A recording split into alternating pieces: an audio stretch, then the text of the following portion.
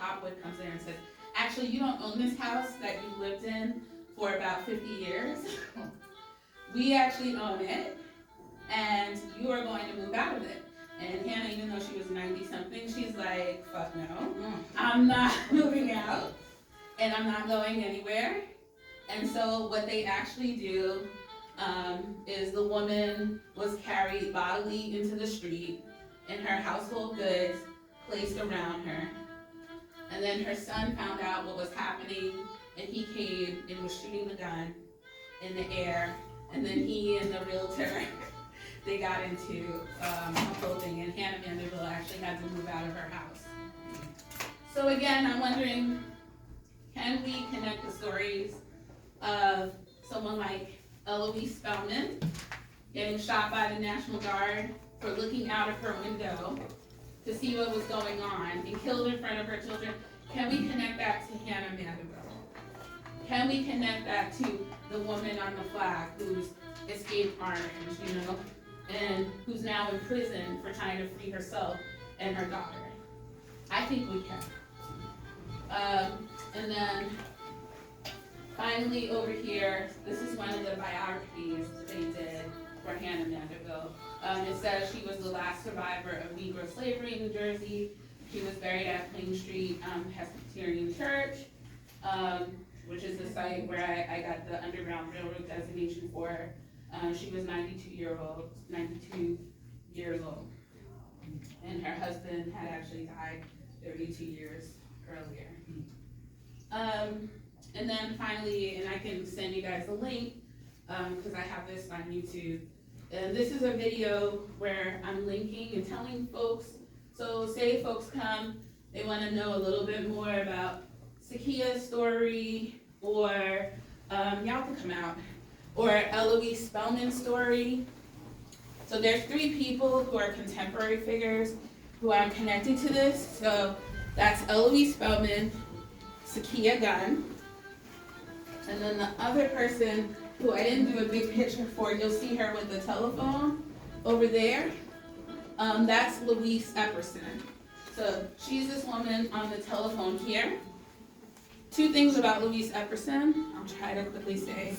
You guys are gonna have interesting dreams tonight.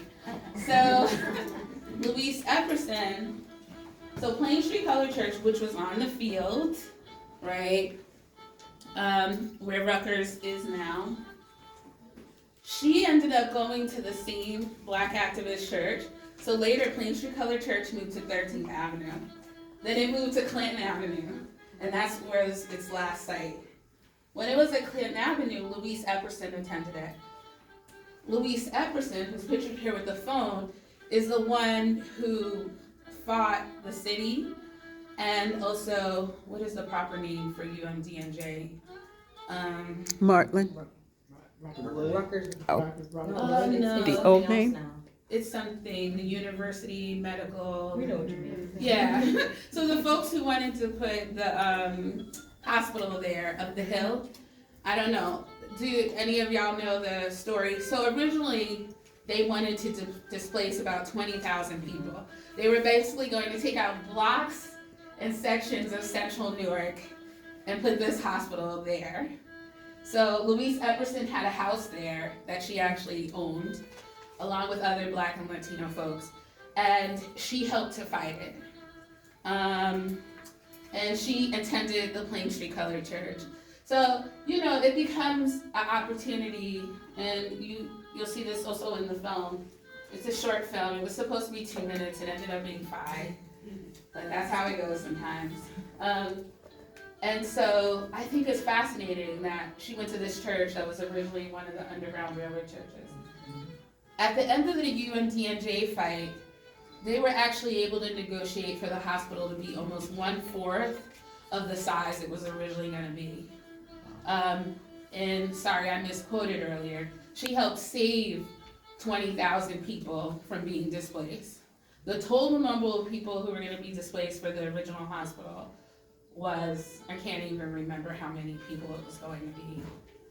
A lot of people perceive this hospital as kind of like Negro cleansing in Newark. So it was going to take it out. and then like leave the remaining blacks for like, the reason why they wanted the hospital here was what she calls in the film guinea pigging on black folks. So it was like displace a whole bunch, and then the ones who are here we could still test and experiment on. But you know, this was a big win for them, for the folks to stay there. She did not win though, and in the film you'll see that you'll see her where her house actually was on the medical campus, and now it's like a bench in some other area. Finally, like this, like in another exhibition, this would have been like the first wall, but because of people's attention spans, I decided to make it kind of like at the end, for folks who wanted to like see more. So this is kind of like Newark. This is supposed to be like the Newark in slavery. So like 2.5 years ago, I was like, how do I depict in the simplest image possible what black women were doing in their activist work? What were they doing? And they were literally stopping someone from enacting more violence upon them and their people. And this is the image that I came up with. And the reason why I use these LED neons is because of their connection to commerce. So how slavery, it's about commerce. It's about selling bodies, selling labor, selling things. I didn't get into this, trying to save my words, but you know, Newark, it profited a lot from enslavement in the South. It sold to enslavers in the South, in the Caribbean, and that's where they generated a lot of their profits from. So it was a deep connection, not just slavery here, but how Newark actually was built was a lot through the profits that they earned from selling to enslavers in the South. And you can learn more about that, I think, in See America. We talk a little bit about that. So over here, I have the story of Jenny, but I just like rewrote it because the way it was written in the book was like a cursive, and that would have just been vanity putting that up there. Just an historical waxing. Just talking about Jenny offering the 50 pounds for Flora. We don't know if she was a baby or whatever yet, or if she was a woman. And then, you know, and then Mr. Crane. I don't talk about that here, but how he basically duped her. The only reason why we know Jenny's story, because up to basically what, the 1950s, black women really actually didn't testify against white men, right? I don't think a black woman could say that a white man raped her until, I don't know what, 1955 and 19. I don't even know what the date on that right now because I'm a little scattered. But the only reason why she testified is because the white leaders in Newark, they wanted to bring down Mr. Dodd. So they were like, fine, bring in whoever. Like whoever can say something about Mr. Dodd, we'll even take you, Flora. He did something to you? So that's the only way we know the story about this woman who wanted to purchase the freedom of another woman. And I'm sure there are other black women who tried to purchase the freedom, but that's where we have to find these stories.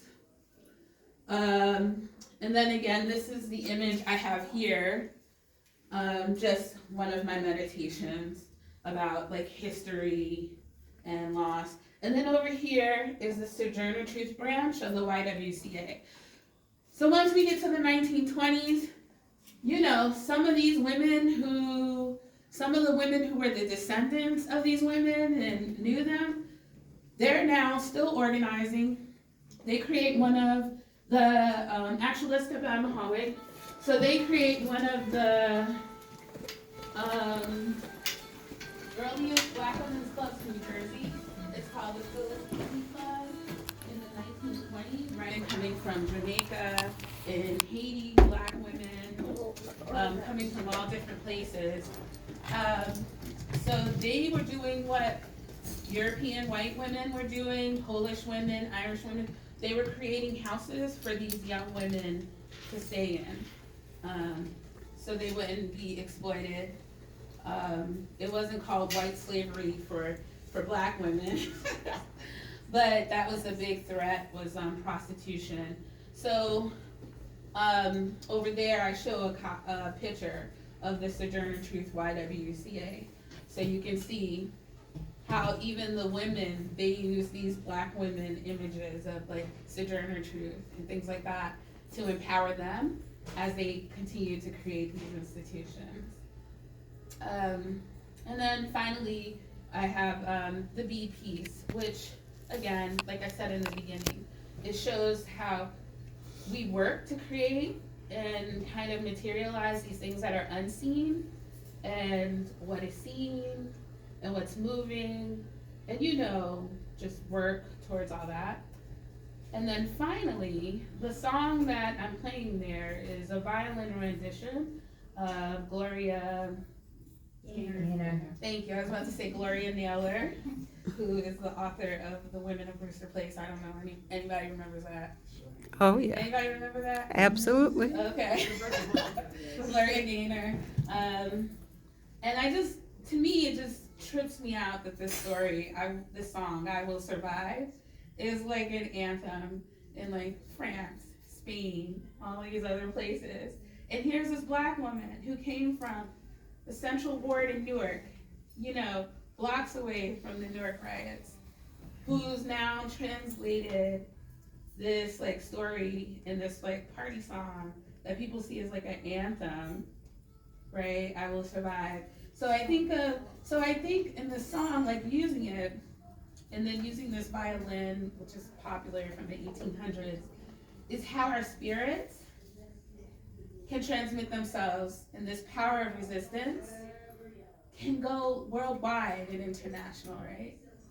And then after all that, if people are not really interested in that, it's just they get to see pretty things. And so that's so I guess I will take questions now. Sorry, I'm breathless. Talk about the lace. Yeah. So one of the things with the lace is that I really like things that are associated with so-called femininity and women's craft. And so I really wanted to use the lace for this project since it was about women. And so that's like the main reason why I'm using the lace, is to just use this thing that's connected with like femininity and frogness, to depict these images of history. It's supposed to give a so-called like feminine slant to it. And so the Valentine house becomes a great opportunity because you had all these like lace curtains. So it's almost like in these mantelpieces and things like that. So it's like folks have the opportunity to see kind of like an Afro version of those things. Any other questions? Oh, wow. Shortest question and answer. So, great. So, you had a question? I was just wondering if the women who you are focusing on, if you know of any of their their current descendants. Well, I don't know any of them except one, and her name is Teresa Vega. She's like I don't know with Teresa, what is she? She's like the great granddaughter of the kings, one of the male king folks. So she's actually related to the King family. And she actually, you can look up her blog, she discusses the King family on her blog. And I actually should give Teresa a shout out because she, on her blog, is where I was able to find the Underground Railroad Relief Society article. She had posted that on her blog, and it was just amazing. Because again, in school, they told us everything relating to the Underground Railroad, no one wrote that down on paper, even though we know, like with the stills, we know about the still diary and those other things. But to think like there was a meeting in the Anglo-African saying this is where y'all could give money to help people on the Underground Railroad, We didn't learn that undergraduate African American history. So, but Teresa, what's interesting about Teresa Vega, please look up her blog, is Teresa actually traces her lineage to like a couple of families in Newark. One thing one is led to believe with the King family and another family is that either the Kings or the Ogdens somehow, like one of them probably slept with their or raped one of their enslaved people, because she has in her like ancestry makeup, she has genetics from some of the founders of Newark. So I think it's like the Ogdens or the Riggs or something like that. Luckily, it's not the Wards yet. Just for folks who don't understand, Marcus Ward, his house used to be where the Newark Museum is, and Marcus Ward, which is something I'll be working on more in the next 2 years. You know, he signed the 13th Amendment for New Jersey, even though it was ratified without New Jersey. The first time New Jersey was like, hell no, we're not ratifying the 13th Amendment. New Jersey actually didn't ratify a lot of key amendments, but New Jersey didn't ratify the 13th Amendment. But after it was ratified federally, when Marcus Ward came into office, he said, I'm going to still fight for the ratification of it, even though technically it didn't matter at that point. My friend James, Dr. Amamasor, says actually it does matter still at the state level, because it shows in the state level that you're endorsing it. So James, it was an interesting argument James had about it, but Marcus Ward actually uses that as his platform when he's running, and he says that's the first thing he's going to do in office, and that's what he did in January 1866, is he ratified the 13th Amendment, which officially made all the folks who were still enslaved, like double free, because they were freed by the federal ratification. And Marcus Ward is a house where the museum proper used to be. And he was a governor of the state, right? He was the governor of the state. He was also the Civil War governor. Okay. Yeah, he created a hospital. I don't want to get too into it, but he also created the system so soldiers could get paid, where he put up like some of his money, because sometimes the checks would take a long time. So he created a system. He created a hospital here in Newark. There's actually a plaque for him in the back of the garden that's overgrown with like leaves. That there's some jewels in the garden. There's a plaque for Marcus Ward. There's the well. I did a video for the museum. You guys can find that on YouTube. It talks about how the well was chiseled by enslaved people from the Coe family. The Coe family were big slave owners downtown Newark.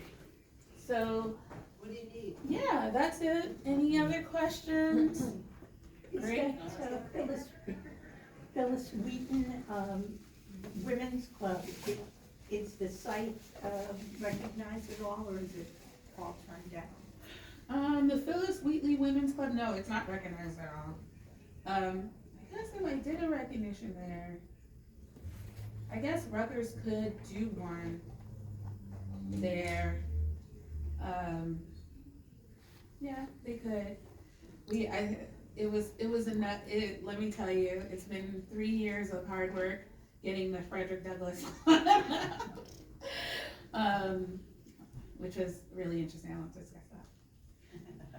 But the Frederick Douglass one is up there, and I fought for there to be a map of the community on the. Oh, great. And it actually is still, it's on there, so I'm happy Rutgers kept the promise.